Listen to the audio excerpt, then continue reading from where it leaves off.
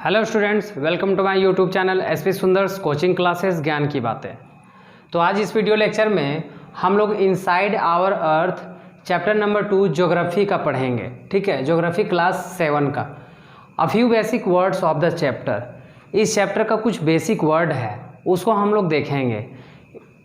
इस basic word को हम लोग को देखना इसलिए ज़रूरी है क्योंकि जब तक आप वर्ड का मीनिंग नहीं जानेंगे तब तक कोई डिफिनेशन आपको समझ में नहीं आएगा। अगर डिफिनेशन आप रट भी लिए तो पूरी तरह से क्लियर नहीं हो पाएगा। ठीक है, इसलिए कोई भी चीज़ का, किसी भी इंग्लिश का, साइंस का, कोई भी, हिंदी हो चाहे किसी भी चीज़ का हो, सबसे पहले वर्ड मीनिंग हम लोग को स्ट्रॉन्ग होना चाहिए, तभी उसको हम समझ पाएंगे। ठीक है, तो इसको इसी बेस पे हम लोग को देखना है। इस वर्ड को याद करना बहुत ज़रूरी है।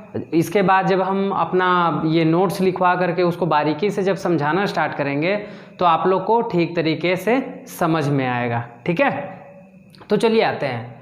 सबसे पहले एब्सोल्यूट। एब्सोल्यूट का मतलब क्या होता है? एब्सोल्यूट का मतलब एकदम क्लियर, फुल्ली। ठीक है, एब्सोल्यूट टेम्परेचर, एब्सोल्यूट वैल्यू, ये सब तो जान रहे होंगे। यानी कि जो आना चाहिए एब्सोल्यूट वही क्लियर एकदम है। यहाँ पे एब्सोल्यूट स्फेरिकल का मतलब क्या है? फुल्ली गोल। स्फेयर का मतलब समझ रहे हैं, गोल। तो एब्सोल्यूट स्फेरिकल का मतलब फुल्ली गोल, यानी पूरा गोल। यहाँ हम लिखवा दिए क्योंकि यूनिवर्स के बारे में, अर्थ के बारे में पढ़ेंगे तो वहाँ पे एब्सोल्यूट स्फेरिकल आएगा। ठीक है, इसीलिए ये सब हम याद करवाना चाह रहे हैं कि इस वीडियो लेक्चर में ये आप लोग देख लीजिए, समझ लीजिए। ठीक है, सेवरल लेयर। सेवरल लेयर का मतलब क्या होता है? सेवरल लेयर का मतलब तरह तरह के लेयर। ठीक है, लेयर यानी परत, एक परत, दो परत, तीन परत। हमारा अर्थ बहुत सारा, अर्थ के अंदर जो है बहुत सारा परत है। ठीक है, यानी कि वो लेयर है। तो सेवरल ये लेयर यानी बहुत प्रकार के लेयर। ठीक है, जैसे अर्थ है, क्रस्ट है, मेंटल है, बहुत सारा है, देखेंगे हम लोग। अपर मोस्ट का मतलब क्या होता है? सबसे ऊपर। अपर मोस्ट का मतलब सबसे ऊपर। सरफेस का मतलब क्या होता है? सरफेस का मतलब हम बता चुके हैं। सरफेस का मतलब सतह होता है, सतह। जैसे ये है, ये मान लीजिए कि यहाँ पे आपका घर है। ठीक है, ये घर है। ठीक है, ये घर है। इस घर के ऊपर वाला सरफेस यानी छत्ते का सरफेस ये हो गया। घर के अंदर का नीचे का सरफेस यानी ये सतह ये हो गया। ठीक है, तो इसी सरफेस का बात कर रहे हैं। थिनेस्ट। थिनेस्ट का मतलब सबसे पतला। थिनेस्ट का मतलब क्या होता है? सबसे पतला। ठीक है, लैंड मास और Continental mass, this is the most important point. ठीक है, लैंड मास और कंटिनेंटल मास। लैंड मास और कंटिनेंटल मास इज इक्वल, ये दोनों इक्वल है। यानी लैंड मास का जो मीनिंग आएगा वही हमारा कंटिनेंटल मास का मीनिंग होगा। ठीक है, तो लैंड मास में आते हैं। लैंड मास और कंटिनेंटल मास क्या होता है? Very large area of land such as continents. देखिए, लैंड का बहुत बड़ा एरिया, उसको हम लोग क्या बोलते हैं? Land mass. ठीक है, very large area of land, ये लैंड है। ठीक है, इस very large area of land, उसी को हम लोग क्या बोलते हैं? सच एज कंटिनेंट बोलते हैं। ठीक है, अब आते हैं, इस शब्द का प्रयोग अक्सर समुद्र, हिंदी में एकदम लिख दिए हैं बाय कट, क्लियर एकदम समझ लीजिए। इस शब्द का प्रयोग अक्सर समुद्र या समुद्र से घिरी हुई जमीन के लिए किया जाता है। ठीक है, ध्यान से समझिएगा। इस शब्द का यानी लैंड मास और कंटिनेंटल मासेस का ये जो शब्द है, इसका प्रयोग अक्सर समुद्र या समुद्र से घिरी हुई जमीन के लिए किया जाता है। सपोज दैट ये समुद्र है, मान लीजिए, इसके चारों तरफ जो जमीन है ये समुद्र को घेरे हुए है। अब ये जो जमीन है इसी को हम लोग क्या बोलते हैं? लैंड मासेस बोलते हैं। और कंटिनेंटल मासेस जो वर्ड है वो यहीं पे यूज होता है। ज़्यादातर कहाँ यूज होता है? इस शब्द का प्रयोग यानी ये दोनों शब्द का प्रयोग अक्सर समुद्र या समुद्र से घिरी हुई जमीन के लिए किया जाता है। ठीक है, इस शब्द का प्रयोग क्लियर है, समझ में आ गया। नेक्स्ट अब आते हैं ओशियन फ्लोर। ओशियन फ्लोर क्या होता है? Ocean floor, the seabed is the bottom of the ocean no matter how deep. All floors of the ocean are known as sea beds.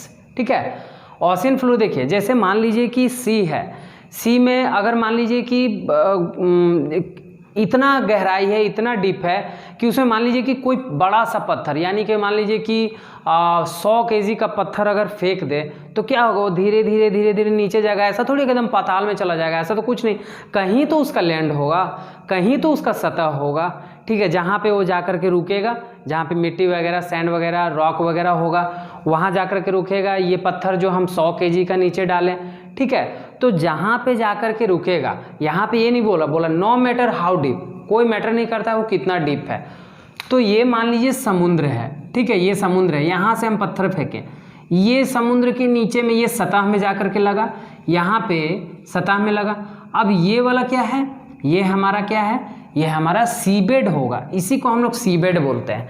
यहाँ ये समुद्र है, ठीक है, यहाँ से मान लीजिए ये जा रहा समुद्र, जहाँ तक ख़त्म होता है नीचे डीप, हाउ डीप, कि जितना डीप, ठीक है, जितना डीप में वो जाकर के ख़त्म होगा, लास्ट में तो कोई एंड पॉइंट होगा, वहाँ पे उस जगह को हम लोग क्या बोलेंगे, सी बेड्स बोलेंगे, ठीक है, उसको क्या बोलेंगे, सी बेड्स, यानी ओशियन फ्लोर उसी को बोला जाता है, ओशियन फ्लोर उसी को बोला जाता है, ठीक है। अब आते हैं मिनरल। मिनरल क्या होता है, अ नेचुरल सब्सटेंस। मिनरल सबसे पहले एक नेचुरल सब्सटेंस है, ठीक है, mineral a natural substance such as coal, salt, oil etc, especially one that is found in the ground.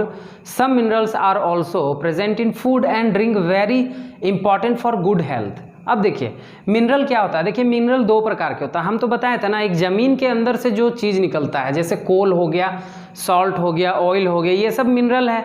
और दूसरी बात, कोई सब्जी से, साग से, कोई फल से, वो सब से भी तो मिनरल आता है, ठीक है, वो सब से भी तो मिनरल मिलता है। तो ये दो पहलू है, एक है ज्योग्राफी लेवल से अगर हम देख रहे हैं तो ये सब में कोल, सॉल्ट, ये सब ऑयल वगैरह आएगा, और एक अगर बायोलॉजिकली तरीके से चलेंगे तो ये मिनरल हमारा फूड से पाया जाता है, ठीक है। तो जो नेचुरल सब्सटेंस, एक नेचुरल सब्सटेंस है मिनरल। मिनरल तो नेचुरल सब्सटेंस है ना, मान लीजिए कि हम कोयला को निकालें, वो कोयला जो हम लिए तो एक नेचुरल, वो एक सब्सटेंस है, लेकिन वो नेचुरल है, जब तक उसको जलाएंगे नहीं तब तक वो छाई में, ठीक है, छाई में चेंज नहीं होगा, जिसको हम हिंदी में पोड़ा भी बोलते हैं, उसमें वो चेंज नहीं होगा, जब तक उसको जलाएं ना तब तक वो चेंज नहीं होगा, ठीक है। तो वो अभी मेरे लिए तो नेचुरल है, लेकिन जब उसको हम जलाएं तब वो अननेचुरल हो गया, ठीक है। इसीलिए उस सब्सटेंस को, कोल को सब्सटेंस बोला जा रहा है, कोल, सॉल्ट, ऑयल, उसको सब्सटेंस बोला जा रहा है, ये एक नेचुरल सब्सटेंस है। अब मिनरल का बात आता है तो ज़मीन के अंदर से निकलता है ये सब, तो वो हमारा मिनरल हो गया। Specially that is found in the ground, simple बात है, वो ग्राउंड से हम लोग को पाया जाता है। सम मिनरल, कुछ मिनरल होते हैं, are also present in food, कुछ मिनरल, ऐसा नहीं कोल ये सब्जी वगैरह में प्रेजेंट होगा, ऐसा नहीं, कुछ मिनरल जो है वो also present in food, food में प्रेजेंट होते हैं कुछ mineral. And drink very important for good health, और जैसे पानी, पानी में मिनरल होता है, ये सब चीज़, पानी हो गया, जूस हो गया, सब चीज़ को जब हम पीते हैं तो हमारे हेल्थ के लिए बहुत अच्छा होता है। तो मिनरल का पहलू दो टाइप का होता है, एक पहलू है जो ज्योग्राफी लेवल में हम अगर चलेंगे ज्योग्राफी तरीके से, तो मिनरल हमारा सॉल्ट, कोल, ऑयल, ये सब आएगा, एटीसी एसेट्रा में जो भी है। और गुड फॉर हेल्थ के लिए अगर फूड का बात में जाएँ तो मिनरल्स इसमें भी आता है, ठीक है। तो ये बस हमको समझना है बेसिकली कि मिनरल क्या होता है, और बाकी हम नोट्स में जब समझाएंगे तो आपको बेटर समझ में आएगा, ठीक है, उसमें देख लेना है। अब आते हैं सिलिका में। सिलिका क्या होता है, silica is also known as silicon dioxide. Silica को हम लोग सिलिकॉन डाइऑक्साइड बोलते हैं, is an oxide. Silicon dioxide एक ऑक्साइड है सिलिकॉन का, ठीक है। सिलिका इज ऑल्सो, सिलिका को हम सिलिकॉन डाइऑक्साइड भी बोलते हैं, और सिलिकॉन डाइऑक्साइड एक ऑक्साइड है जो है सिलिकॉन का, सिलिकॉन का वो ऑक्साइड है। कौन, सिलिकॉन डाइऑक्साइड सिलिकॉन का एक ऑक्साइड है, आया समझ में। In many part of world silica is major constituent of sand, ठीक है। वर्ल्ड के बहुत सारे पार्ट में सिलिका जो है वो सैंड में हमको क्या होता है, मिलता है, सैंड में मिला हुआ है, सिलिका उसमें पाया जाता है सैंड में, ठीक है। It is use for structural material.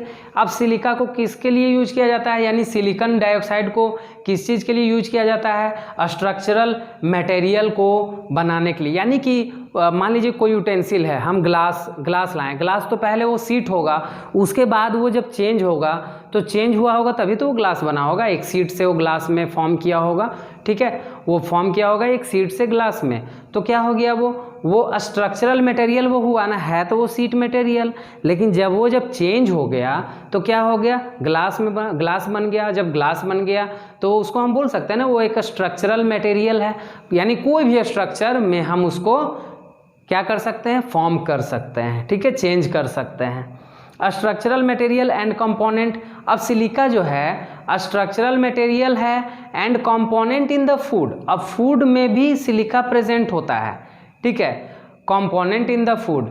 अब ये क्या है, इसको यूज किया जाता है फूड के कंपोनेंट में। जैसे मान लीजिए कोई भी फूड है, मान लीजिए विटामिन है, मैग्नीशियम, मिनरल, बहुत सारा कुछ पाया जाता है फूड में, तो उसमें एक सिलिका भी पाया जाता है, सिलिका भी उसमें यूज किया जाता है। कोई फूड मान लीजिए मेक कर रहे हैं, कोई फूड को बना रहे हैं, तो उस फूड को बनाने के लिए, जैसे मान लीजिए रसगुल्ला को बनाने के लिए बहुत चीज़ का हमको इंग्रेडिएंट का ज़रूरत पड़ता है, बहुत सारा चीज़ हमको लाना पड़ता है, दूध, चीनी वगैरह। तो उसी तरह कोई फूड बनाने के लिए सिलिका को भी यूज किया जाता है, ठीक है। एंड अब इसको कहाँ यूज किया जा रहा है, फार्मास्यूटिकल इंडस्ट्रीज। फार्मास्यूटिकल इंडस्ट्रीज कहाँ, जैसे मान लीजिए कि जहाँ पे मेडिसिन वगैरह बहुत ज़्यादा बनता हो, मेडिसिन जहाँ पे बनता हो वो इंडस्ट्री है, और उस इंडस्ट्री को हम फार्मास्यूटिकल इंडस्ट्रीज बोलते हैं। आया समझ में ना, जहाँ पे मेडिसिन बनता हो, तो यानी कि सिलिका का यूज वहाँ भी होता है, मेडिसिन वगैरह में भी होता है, ठीक है। उसके बाद सिलिका का और यूज सीमेंट में भी होता है, कंक्रीट, जैसे मान लीजिए बिल्डिंग बनाना हो, रोड बनाना हो, बहुत सारा हम अपना घर बना रहे हैं, तो उसके लिए हमको कंक्रीट ये ज़रूरत पड़ेगा, यानी सीमेंट का ज़रूरत पड़ेगा, और उस सीमेंट को बनाने के लिए उस सीमेंट में यूज किया जाता है सिलिका, सीमेंट में भी यूज होता है सिलिका, ठीक है। तो ये सारा बेसिक चीज़ था। अब सेकेंड वीडियो लेक्चर में इसके बाद और भी कुछ पॉइंट है, कुछ वर्ड है, उसको हम लोग देखेंगे, ठीक है। और इसको ठीक तरीके से समझिए, और समझ के इसको अपने वो जो चैप्टर है इनसाइड आवर अर्थ उस पर अप्लाई कीजिए। जब हम बताएंगे ना तो इसको रिमाइंड कीजिएगा, याद कीजिएगा, आपको सारा कुछ समझ में आने वाला है, ठीक है। आप बस ठीक तरीके से पढ़ते रहिए, इसको कर लीजिएगा। अभी यहाँ एक वर्ड है क्या, एल्यूमिना। एल्यूमिना क्या होता है, the common name of alumina is aluminum, ठीक है। एल्यूमिना का कॉमन नाम क्या है, एल्यूमिनम, ठीक है। एल्यूमिना का कॉमन नाम एल्यूमिनियम ऑक्साइड है, ठीक है, aluminium oxide. Alumina is a white odourless crystalline powder, it is insoluble in water. अब देखिए एल्यूमिना जो है, एल्यूमिना क्या है, एक वाइट ऑर्डरलेस, ऑर्डरलेस मतलब क्या होता है, ऑर्डरलेस मतलब जिसमें गंध नहीं होता है, जिसमें स्मेल नहीं होता है, ठीक है, उसको हम ऑर्डरलेस बोलते हैं। तो वाइट ऑर्डरलेस क्रिस्टलाइन पाउडर, ठीक है, वाइट ऑर्डरलेस क्रिस्टलाइन पाउडर। अब ये क्रिस्टलाइन पाउडर क्या होता है, क्रिस्टलाइन का मतलब क्या, जैसे मान लीजिए हम शुगर लेते हैं, तो शुगर ये छोटा छोटा होता है पार्ट में, ठीक है, छोटा छोटा पार्ट में होता है ना, क्रिस्टल फॉर्म में होता है, ठीक है, क्रिस्टल फॉर्म में होता है। तो वही बोला जा रहा है क्रिस्टलाइन पाउडर, यानी कि वो क्रिस्टल फॉर्म में होता है, क्रिस्टलाइन पाउडर के फॉर्म में होता है, वो भी वाइट ऑर्डरलेस होता है, सादा होता है, सफ़ेद होता है, और क्रिस्टलाइन पाउडर के फॉर्म में होता है, ठीक है, क्रिस्टलाइन पाउडर के फॉर्म में, ठीक है, लेकिन वो वाइट होता है और उसमें स्मेल नहीं होता है, किस में, एल्यूमिना में, ठीक है। और एल्यूमिना का कॉमन नाम क्या है, एल्यूमिनियम ऑक्साइड, ठीक है, एल्यूमिना का कॉमन नाम एल्यूमिनियम ऑक्साइड, और एल्यूमिना एक वाइट ऑर्डरलेस क्रिस्टलाइन पाउडर है, ठीक है। क्रिस्टलाइन पाउडर तो क्लियर है ना। चलिए अब it is insoluble in water. देखिए एक एग्जांपल लेते हैं, मान लीजिए 1 गिलास पानी लिए और उस 1 गिलास पानी में हम सॉल्ट डाल देंगे और उसको जब घोलेंगे तो सॉल्युबल हो जाएगा, वो घुल जाएगा। मान लीजिए चीनी डालते हैं, सपोज दैट उसमें हम चीनी डालते हैं, उसको हम जब मिलाएंगे तो क्या होगा, वो घुल जाएगा, मीन्स वो सॉल्युबल है, वो सॉल्यूट हो गया। आया बात समझ में ना, सॉल्यूट हो गया यानी कि सॉल्युबल हो गया। लेकिन अगर हम मान लीजिए कि सपोज दैट कोई सैंड लाते हैं, सैंड को पानी में डाल के घोलेंगे तो क्या ये घुलने वाला है, नहीं घुलने वाला है, ठीक है। तो वो क्या हो गया, इनसॉल्युबल, यानी सॉल्युबल मतलब घुलनशील और इनसॉल्युबल मतलब अघुलनशील, यानी कि वो घुलनशील नहीं है, यानी कि वो नहीं घुल पाएगा। तो एल्यूमिना क्या है, एल्यूमिना वाटर में नहीं घुलता है, ठीक है। ये छोटा छोटा पॉइंट याद रखना है। मैग्नीशियम, अब मैग्नीशियम क्या है? It is the chemical element, ये एक एलिमेंट है। मैग्नीशियम क्या है? ये एक एलिमेंट है, ठीक है, लेकिन कैसा एलिमेंट है? केमिकल एलिमेंट है। It is shiny grey solid, ये चमकीला होता है और ग्रे कलर का होता है, और किस फॉर्म में होता है? सॉलिड फॉर्म में। यानी कि ये जब एलिमेंट है तो सॉलिड फॉर्म में है। मैग्नीशियम एक एलिमेंट है, और कैसा एलिमेंट है? केमिकल एलिमेंट है, ठीक है। और वो कैसा है? जो मैग्नीशियम ये केमिकल एलिमेंट है वो कैसा है? शाइनी ग्रे सॉलिड में है, ठीक है। यानी कि वो चमकीला सॉलिड है, चमकीला जो एलिमेंट है वो चमकीला है, यानी कि सॉलिड में है, लिक्विड में नहीं है। सॉलिड स्टेट तो जाना है ना, सॉलिड में है, ठीक है। और वो कैसा कलर का है? ग्रे कलर का है। निकल में, निकल क्या होता है? It is chemical element, it is silvery white lustrous metal, ठीक है। लस्ट्रस मेटल क्या होता है? जो चमकीला मेटल होता है। मेटल तो है लेकिन वो कैसा है? शाइनी है, चमकीला है, तो वही लस्ट्रस होता है, ठीक है। तो सिल्वरी वाइट लस्ट्रस मेटल वो कैसा है? सिल्वर कलर, सिल्वरी वाइट है, मतलब वो सादा तो है, सफ़ेद तो है, लेकिन सिल्वर टाइप का वो सफ़ेद है, और लस्ट्रस मेटल है, यानी कि वो चमकीला मेटल है। जैसे मान लीजिए कि किसी मेटल को आप काटिएगा, या लोहार दुकान में वो जब कटिंग करता है तो ऊपर में तो वो कौन सा कलर होता है? ऊपर में ब्राउन कलर का होता है, ठीक है, ब्राउन रेड टाइप का होता है, लेकिन अंदर में आप देखिएगा तो क्या होगा ना, वो जब कटेगा तो बहुत ज़्यादा वो चमकीला होगा, ठीक है। उसी को लस्ट्रस मेटल बोलते हैं, वो चमकीला को। तो वही लस्ट्रस मेटल यहाँ पे आ रहा है, ठीक है। निकल का हो गया। अब फेरस, फेरस का मतलब होता है लोहे का। यहाँ पे सिंपल यहाँ पे बता दिए हैं, फेरस का मतलब लोहे का। आ रहा समझ में ना, जिसको हम फेरस मटेरियल कहते हैं। फेरस मटेरियल क्या? यानी लोहे का मटेरियल, ठीक है। अब यहाँ पे देखिए, ये जो हम कर दिए हैं ये ऐसे ऐसे, इसका मतलब समझिए कि ये अलग है, अलग ये क्या है? अलग एक वर्ड है, ठीक है। अब मेल्ट डाउन, मेल्ट डाउन का मतलब क्या होता है? मेल्ट डाउन का मतलब जैसे मान लीजिए कि अगर हम गोल्ड लेते हैं, गोल्ड को अगर हम सपोज दैट ये गोल्ड है, ठीक है। यहाँ से देखते हैं सोनार लोग को, सोनार लोग गोल्ड में, गोल्ड के ऊपर ना एक फ्लेम लगाता है, फ्लेम लगाता है। वो तब तक लगाता है जब तक वो मेल्ट ना हो, यानी कि वो जब तक गले ना, मेल्ट ना हो। तो मेल्ट मतलब मेल्ट डाउन, यानी कि वो जिस पोजीशन में था और उसमें फ्लेम लग लग के वो जो गोल्ड है उसमें फ्लेम लग के क्या हो गया? वो गल गया, यानी मेल्ट हो गया। दिस मीन्स उसको हम बोल सकते हैं मेल्ट डाउन, वो मेल्ट डाउन हो गया। क्लियर है? मेल्ट डाउन का मतलब फिजिकल प्रॉपर्टी। फिजिकल प्रॉपर्टी क्या होता है? मान लीजिए कि एक रॉड लिए, ये रॉड है, ठीक है। इस रॉड को हम मोड़ना स्टार्ट किए, इस रॉड को हम बेंड करना स्टार्ट किए। ये अगर रॉड बेंड हो जाएगा, दैट मीन्स इसका जो फिजिकल प्रॉपर्टी है इस रॉड का, वो फिजिकल प्रॉपर्टी के कारण ही ये बेंड हुआ, ठीक है। एक रोड लिए, रोड को हम मोड़ना स्टार्ट किया, ऐसे रोड है, जब मोड़ना स्टार्ट किए बैंड हो गया, ऐसे हो गया ये रोड, ठीक है। अब ये रोड जो बैंड हुआ तो इसके अंदर जो प्रॉपर्टी है वो इस रोड का फिजिकल प्रॉपर्टी है, मतलब बैंड होने का जो प्रॉपर्टी है वो इस रोड का फिजिकल प्रॉपर्टी कहलाएगा, ठीक है। तो ये होता है फिजिकल प्रॉपर्टी। तभी तो कहा जाता है आप फिजिकली ठीक हैं? बोले सर नहीं सर। तो क्यों? सर एक किडनी उड़ गया, किडनी खराब हो गया, ठीक है। फिर मान लीजिए कि फिजिकल आप ठीक है? नहीं सर, अंदर से बहुत पेट दर्द देते रहता है। मीन्स फिजिकल क्या? फिजिकल अंदर से ठीक रहना, ठीक है। तो मेरे अंदर का एक फिजिकल प्रॉपर्टीज अलग होगा, आप लोगों के अंदर का एक फिजिकल प्रॉपर्टीज अलग होगा, उस तरह मेटल के अंदर का फिजिकल प्रॉपर्टीज अलग है, ठीक है। जैसे ये मेटल का अपना एक फिजिकल प्रॉपर्टी था, इसका अपना एक एबिलिटी था कि उसको तोड़ना चाहे वो टूटा नहीं, लेकिन वो बेंड हो गया। आया समझ में ना?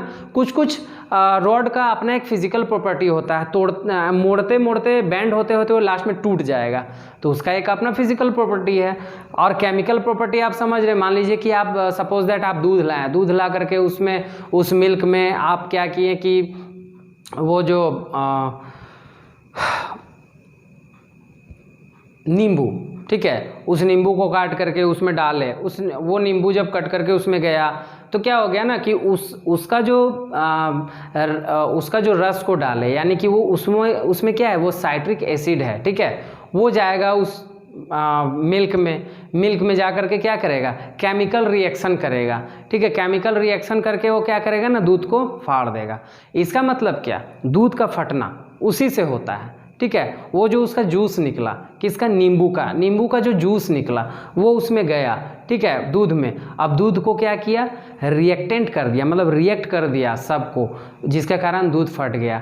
तो क्या होता है ना कि उस नींबू का जो रस था जिसमें साइट्रिक एसिड था, उसका एक अपना केमिकल प्रॉपर्टीज है, जिसके कारण वो दूध को क्या किया, फाड़ दिया, ठीक है। ये क्लियर हो गया। नेक्स्ट आते हैं मोल्टेन। मोल्टेन क्या हुआ, पिघला हुआ। मोल्टेन का मतलब होता है पिघला हुआ, मीन्स मेल्ट का मतलब पिघलना। मान लीजिए कि कोई रॉड लिए, वही गोल्ड का जो हम एग्जांपल दे रहे थे, गोल्ड को हम क्या किए कि गोल्ड को तब तक हम उसमें फ्लेम लगाएं, तब तक उसमें फ्लेम दे रहे जब तक वो मेल्ट नहीं हो गया। अब जब वो मेल्ट हो गया मीन्स वो मोल्टेन हो गया, ठीक है। मोल्टेन यानी पिघला हुआ, ठीक है। वो मोल्टेन हो गया यानी कि पिघला हुआ, या वो पिघल गया, दैट मीन्स वो अब उस पोजीशन में है, किस पोजीशन में, पिघला हुआ पोजीशन में है, तो उसको हम मोल्टेन बोल सकते हैं, ठीक है। अब डेफिनिट केमिकल कॉम्पोजिशन, देखिए कोई भी दवा में कोई कॉम्पोजिशन होता है, कोई भी दवा, मान लीजिए कि हम पैरासीटामोल लेने जाते हैं, दुकान में बोलते हैं हमको पैरासीटामोल दीजिए, हमको बुखार है, तो वो पैरासीटामोल नाम नहीं है, पैरासीटामोल उस दवा का कॉम्पोजिशन है।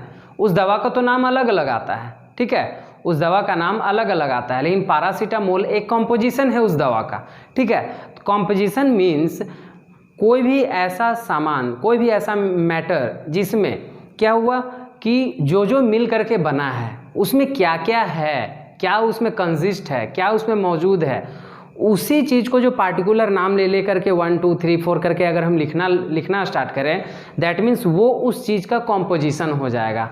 एक उदाहरण और देते हैं एग्जांपल, जैसे मान लीजिए कि एक रसगुल्ला लिए, रसगुल्ला को लेकर के ना मतलब जब वो रसगुल्ला बन रहा था तो उसमें दूध डाला होगा, चीनी डाला होगा और भी बहुत कुछ डाला होगा। आजकल तो अनाप शनाप डाल देता है और पैसा ठगता है। हम लोग तो देख नहीं रहे, बाहर से सुंदर सड़ा हुआ, अंदर जैसा तैसा अंदर में डाला हुआ है, पता नहीं हम लोगों को कैसा है, बस खा लेते हैं कुछ। तो वो सब रसगुल्ला जब बनता है, तो रसगुल्ला बन करके जब रेडी होता है तो उसके अंदर बहुत सारे कॉम्पोजिशन होते हैं, बहुत सारे कुछ मिले होते हैं, ठीक है। वो मिल करके एक रसगुल्ला रेडी होता है, ठीक है। तो कॉम्पोजिशन वही होता है, ठीक है। तो डेफिनेट केमिकल कॉम्पोजिशन।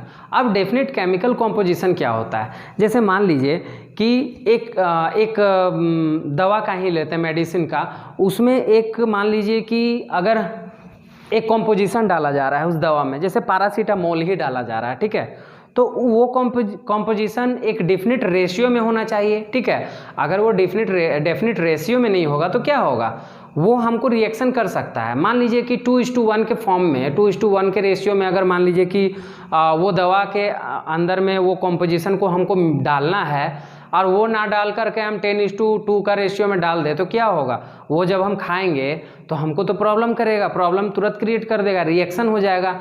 तो एक डेफिनिट केमिकल कॉम्पोजिशन, यानी कि डेफिनिट केमिकल कॉम्पोजिशन का मतलब उतना ही हो जितना चाहिए, ठीक है, जितना चाहिए, तो वो क्या होता है, एक डेफिनिट केमिकल कॉम्पोजिशन होता है, ठीक है। हम बोल सकते हैं ना कि मान लीजिए कि एक सब्जी बनाए, सब्जी में हम सॉल्ट डाल दिए, अगर हम ज़्यादा डाल दिए तो क्या वो जहर हो जाएगा। हम खाएं, हम बोले यार हम डेफिनिट सॉल्ट नहीं डाल पाएँ, ठीक है। किसी दिन ज़्यादा डालें, मतलब किसी दिन ठीक ठाक डालें, खाने में अच्छा लगा तो हमने आज हम प्रॉपर अमाउंट में डाले हैं, यानी कि डेफिनेट आज हम डेफिनेट डाले हैं इसमें। तो डेफिनेट केमिकल कॉम्पोजिशन वही चीज़ है, मतलब केमिकल कॉम्पोजिशन हो लेकिन डेफिनेट हो, ठीक है। अब आते हैं टेक्सचर में। टेक्सचर यानी कि बनावट, किसी भी चीज़ का बनावट। जैसे मान लीजिए कि इस पेन का बनावट है, तो इस पेन का बनावट में क्या है, डॉम्स लिखा हुआ है, रिफिलो लिखा हुआ है, यहाँ सिल्वर कलर है, यहाँ रेड कलर है, यहाँ वाइट कलर है, तो ये इसका क्या है, एक टेक्सचर है, ठीक है, ये इसका टेक्सचर है, ठीक है। मान लीजिए कि कोई हम लोग कपड़ा लेने गए तो बोले कि एक अच्छा खासा शर्ट दिखाओ, 1000-1200 का वो दिखा दिया, टेक्सचर हमको सही नहीं लगा, हम बोले कि थोड़ा यार और अच्छा में दिखाओ, तो 2000-3000 में वो जब गया दिखाया तो बोले कि हाँ इसका तो अच्छा टेक्सचर है, ये बहुत अच्छा लग रहा है, इसको दो। तो टेक्सचर वही होता है, उसका बनावट, ठीक है। अब आते हैं नेक्स्ट, प्लेटू। प्लेटू क्या होता है, a large high area of flat land. और यहाँ पे टेबल फॉर्म लिखे हैं। क्यों लिखे हैं हम बताते हैं। प्लेटू वो होता है जो large high area of flat land, जैसे ये इस तरह है तो लार्ज हाई एरिया, ये जो हाई एरिया लार्ज में है तो यहाँ के जो एरिया है और वो फ्लैटलैंड है, ठीक है, उसको हम लोग बोलते हैं प्लेटू। इसको हम लोग क्या बोलते हैं, प्लेटू बोलते हैं। आए बस समझ में ना, इसलिए तो बोला बताया जा रहा है a large high area of flatland. Large high area में लार्ज होगा यानी कि ज़्यादा एरिया होगा, वो भी कैसा होगा, फ्लैटलैंड होगा, तो उसको हम लोग क्या बोलेंगे, प्लेटू बोलेंगे। आया समझ में ना। ये बाकी इनसाइड आवर अर्थ का जब नोट्स लिखवाएंगे और उसमें बारीकी से समझाएंगे तो ये सारा कुछ समझ में आएगा। ऐसा नहीं है, सारा वर्ड उसमें यूज़ होगा और उसमें और अच्छी तरह से समझाएंगे। लेकिन ये जब तक इसका एक थोड़ा सा जानकारी भी ना हो ना तो वो लेक्चर को समझना, वो चैप्टर को समझना बहुत इम्पॉसिबल हो जाएगा, बहुत प्रॉब्लम क्रिएट कर सकता है आप लोग के लिए। इसीलिए मेरा एक अपना टेक्निक है कि हम ऐसा पढ़ाएं जिससे बच्चे लोग को समझ में आए, ठीक है। अगर आप इसके मतलब टेक्सचर का मतलब, फाइन ग्रेन का मतलब, उसके बाद ये एल्यूमिना, मैग्नीशियम, निकल, फेरस, ये सब कुछ जानेंगे ही नहीं तो वहाँ पढ़ेंगे तो बस रटना है। तो रटू तोता बन के क्या कीजिएगा, रटते रहिए, बाद में भूल जाइएगा, ठीक है। तो पढ़िए ऐसा कि सारा कुछ समझ करके पढ़ना है कि हमको हमेशा याद रहे, क्योंकि ये सब बहुत काम आने वाला। ये तो 7 क्लास है, 8, 9, 10 सब में आएगा, ठीक है। अब आते हैं फाइन ग्रेन्ड स्ट्रक्चर। अब फाइन ग्रेन्ड स्ट्रक्चर क्या होता है, ठीक है। ग्रेन मतलब होता है ना, जैसे जो दाना दाना छोटा छोटा होता है, जैसे मान लीजिए गेहूँ का हो गया, ये सब, तो वो सब क्या है, ग्रेन। तो फाइन ग्रेन्ड स्ट्रक्चर क्या होता है, anything structure but like good, ठीक है। कोई भी स्ट्रक्चर हो लेकिन वो अच्छा हो। जैसे मान लीजिए चीनी का ही हम ले रहे थे, शुगर का एग्जाम्पल, तो ये मान लीजिए शुगर है तो ये गुड क्वालिटी में, गुड स्ट्रक्चर में है, ठीक है। इसका स्ट्रक्चर सेम है और फाइन है। फाइन मतलब ने बहुत अच्छा स्ट्रक्चर उसका, ठीक है। ग्रेन्ड स्ट्रक्चर जितना वो फाइन, जितना चाहिए, जितना 1 है, 2 है, 3 है, सारा का स्ट्रक्चर सेम है तो उसको फाइन ग्रेन्ड स्ट्रक्चर बोलेंगे। इसीलिए तो बोल रहे हैं anything structure but like good. कोई भी किसी का भी स्ट्रक्चर लेकिन वो गुड हो, ठीक है, उसको फाइन ग्रेन्ड स्ट्रक्चर बोलते हैं। नेक्स्ट आते हैं ग्रेनाइट। ग्रेनाइट क्या होता है, दाने दाने का होता है। यहाँ पे हम लिखवा दिए हैं ग्रेनाइट दाने दाने का होता है, यानी कि ये दाना दाना टाइप का ग्रेनाइट होता है। कड़ा पत्थर, ग्रेनाइट एक कड़ा पत्थर है जिसको हार्डेस्ट स्टोन कहते हैं, ठीक है। ग्रेनाइट एक हार्डेस्ट स्टोन है। जैसे मान लीजिए कि कोई मेटल लिए, मेटल को छोटा छोटा पार्ट में हम काट दिए, ठीक है, उसको मान लीजिए कि एक हम बम बना रहे हैं, बम में डाल करके ना उसको हम जला दिए तो, और उसमें बहुत सारा जो इंग्रेडिएंट उसमें आएगा वो हम डाल दिए तो बम बन गया। अब उसको जला दिए तो क्या हो गया ना, फट गया।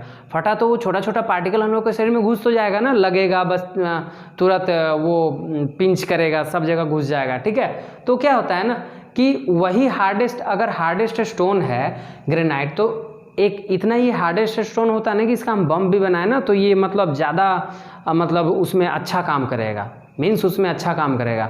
तो ये एक हार्डेस्ट स्टोन है, बस सिंपली यही समझना है। ग्रेनाइट क्या है, दाने दाने का होता है और ये कड़ा पत्थर है जिसको हम हार्डेस्ट स्टोन कहते हैं, ठीक है। फ्रैगमेंट क्या होता है, फ्रैगमेंट का मतलब होता है टुकड़ा, ठीक है।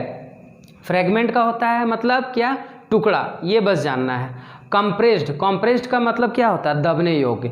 जैसे मान लीजिए इरेजर लेते हैं, इरेजर लेकर के हम उसको दबाते हैं तो क्या होगा ना, वो कंप्रेस होगा, वो दबेगा, ठीक है, वो दबेगा। वो रबर नहीं जो हम ऐसे टानने खींचने पे क्या होता है ना, वो जो लगाते हैं इधर उधर, ठीक है। जैसे मान लीजिए कोई सामान हम लेते हैं तो प्लास्टिक में डाल के ऐसे ऐसे मोड़ करके दे देता है, वो रबर नहीं, वो तो इलास्टिसिटी उसमें होता है, वो रबर नहीं, ठीक है। हम वो कि इरेजर का बात कर रहे हैं, ठीक है।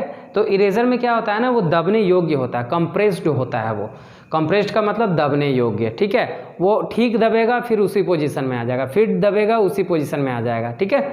तो ये क्या होता है, कंप्रेस्ड यानी दबने योग्य। हार्डन्ड यानी कड़ापन, हार्ड का मतलब कड़ा, हार्डन्ड का मतलब कड़ापन, ठीक है। हार्डन्ड का मतलब कड़ापन। सैंडस्टोन, सैंडस्टोन जो बालू का जो पत्थर होता है ना, सैंड, इसीलिए यहाँ पे बालू का जो पत्थर होता है, सैंड मतलब बालू, स्टोन मतलब पत्थर, तो जो बालू का पत्थर होता है ना उसी को हम सैंडस्टोन कहते हैं, ठीक है। फॉसिल क्या होता है, खनिज पदार्थ। खनिज पदार्थ मीन्स मिनरल। हम बताए थे ना कि जो ये अर्थ के अंदर से जो निकलता है, जैसे मान लीजिए पेट्रोल वगैरह जो भी है, कोल, ये सब क्या है, मिनरल है, ठीक है। तो खनिज पदार्थ मीन्स मिनरल, ठीक है। फॉसिल में ये सब आता है, कोल आ जाता है, पेट्रोल आ जाता है, ये सारा ऑयल फॉसिल में, और भी बहुत सारा चीज़ आ जाता है, ठीक है। ग्रेनाइट का बात करें तो मैग्नीशियम का, यूरेनियम का, ये सब फॉसिल में आ जाएगा, यानी खनिज पदार्थ जिससे हम कुछ जो काम योग्य है, जिससे हम कुछ काम कर सके, उससे कोई काम ये नहीं कि मतलब नीचे से कोई घर निकल जाएगा, ऐसा कुछ नहीं है, ठीक है, वैसा कुछ नहीं है। वैसा चीज़ जिससे हम काम कर सके, कोल से तो बहुत काम हो सकता है, ठीक है। तो ये सब फॉसिल है, ठीक है, यानी खनिज पदार्थ है, उसी को हम लोग मिनरल बोलते हैं, ठीक है। क्ले क्या होता है? क्ले का मतलब होता है चिकनी मिट्टी, क्ले का मतलब होता है चिकनी मिट्टी, ठीक है। अब आजकल तो क्ले आप देख रहे हैं, वो चिकनी मिट्टी, क्ले का मतलब। अब आते हैं बेसिन। बेसिन का मतलब घाटी, जो नदी घाटी, समुद्र घाटी, ये सब पढ़े होंगे, और हम जब बताएंगे उसमें और समझाएंगे। तो बेसिकली अभी ये समझना है, बेसिन का मतलब घाटी, ठीक है। ग्रेजुअली का मतलब क्या होता है? एक साथ। ग्रेजुअली का मतलब एक साथ। मान लीजिए कि ये पेन है, इधर भी हम राइट हैंड लगाएं, इधर लेफ्ट हैंड लगाएं, दोनों हाथ से हम इसमें फोर्स अप्लाई कर रहे हैं, दाब रहे हैं, इसको दबा रहे हैं कस के। तो यानी कि इसमें जितना फोर्स हम इससे लगा रहे हैं, सेम वही फोर्स इस हैंड से, लेफ्ट हैंड से, जो राइट हैंड से फोर्स लग रहा है, वही लेफ्ट हैंड से भी फोर्स लगे इस पे, पेन पे, तब हम बोल सकते हैं ग्रेजुअली ये हो रहा है, ग्रेजुअली इसमें फोर्स अप्लाइड हो रहा है, ठीक है, यानी एक साथ। आया बात समझ में? तो ग्रेजुअली का मतलब वही होता है। Various agent means various ingredient. Various agent का मतलब होता है वेरियस इंग्रेडिएंट। इंग्रेडिएंट तो हम बताएं, इंग्रेडिएंट का मतलब मान लीजिए कि कोई भी चीज़ आप लेते हैं, जैसे हॉर्लिक्स लिए, हॉर्लिक्स बहुत सारे इंग्रेडिएंट से मिलकर के बने हैं, ठीक है, यानी कि उसमें बहुत कुछ कॉम्पोजिशन है, ठीक है, जो सामान वो मिल करके बना है हॉर्लिक्स, उस हॉर्लिक्स का वो सामान जो है वो इंग्रेडिएंट कहलाएगा, ठीक है। तो इंग्रेडिएंट वही होता है। वेरियस एजेंट का मतलब होता है मीन्स वेरियस इंग्रेडिएंट, यानी तरह तरह के इंग्रेडिएंट। नेक्स्ट आते हैं नेचुरल गैस। नेचुरल गैस क्या होता है? प्राकृतिक गैस, ठीक है। प्राकृतिक आप समझ रहे हैं, आजकल जो गैस प्राकृतिक गैस को लिए और बहुत सारा गैस उसमें मिला करके उसको कुछ मॉडिफाइंग गैस कुछ बना दिए। तो नेचुरल गैस तो वो पहले रहता है ना, उसको हम प्राकृतिक गैस कहते हैं, ठीक है। पेट्रोलियम क्या होता है? It is a mineral. Petroleum एक मिनरल होता है, ठीक है। मिनरल हम बता रहे थे क्या? फॉसिल, ठीक है, वो हम बता रहे थे। तो पेट्रोलियम क्या है? एक मिनरल। ऐसा नहीं कि पेट्रोल ही निकलता है, ऐसा नहीं, वो वैसा पानी, कच्चा पानी होता है, कच्चा तेल होता है, उसमें बहुत सारा रिफ्रेशमेंट किया जाता है, बहुत कुछ प्रोसेस किया जाता है, तब जाकर के वो पेट्रोल बनता है, ठीक है। तो वही petroleum, it is a mineral. Petroleum एक मिनरल है क्योंकि वो ज़मीन के अंदर से निकलता है, ठीक है। गोल्ड सोना तो आप समझ रहे, गोल्ड एक मेटल है, ठीक है। यूरेनियम क्या है? It is silvery grey metal. Uranium एक मेटल है जो ग्रे कलर का होता है। कैसा ग्रे? सिल्वरी ग्रे, ठीक है। ये बात क्लियर है? अगर समझ में नहीं आएगा, ये बार बार समझिए, इस वीडियो लेक्चर को बार बार देखिए और इसको प्लीज़ सब्सक्राइब कीजिए। अगर सब्सक्राइब नहीं कीजिएगा मेरे चैनल को तो क्या होगा ना, जो भी हम वीडियो अपलोड करेंगे रिसेंटली, वो वीडियो आप लोगों तक नहीं पहुंच पाएगा। इसीलिए सब्सक्राइब कीजिए, शेयर कीजिए अपने दोस्तों लोग को, अपना फ्रेंड लोग को शेयर करके ये सारा वीडियो लेक्चर भेजिए, देखिए, उन लोग को भी काश समझ में आए, ठीक है। आशा तो हम यही करेंगे कि जितना भी हम समझा रहे हैं आप लोग को ठीक तरीके से समझ में आ रहा होगा। अगर तब भी कोई डाउट हो रहा है तो आप लोग क्या कीजिए, कमेंट सेक्शन में कुछ लिखिए, जो भी प्रॉब्लम है उस प्रॉब्लम को शेयर कीजिए, हम उसको ज़रूर सॉल्व करेंगे। और वैसा हो तो उसका एक नया सेपरेट वीडियो लेक्चर बना करके सारा हम आप लोग को भेज देंगे या यूट्यूब पे अपलोड कर देंगे, आप लोग देख सकते हैं, ठीक है। ये सारा को नोट कर लीजिए और इसको ठीक तरीके से समझिए। इस वीडियो लेक्चर को बार बार देखिए, अगर समझ में ना आए तो बार बार देखिए, तब भी ना आए तो हमको कमेंट कीजिए, हम उसको देख लेंगे, ठीक है। Okay, thank you.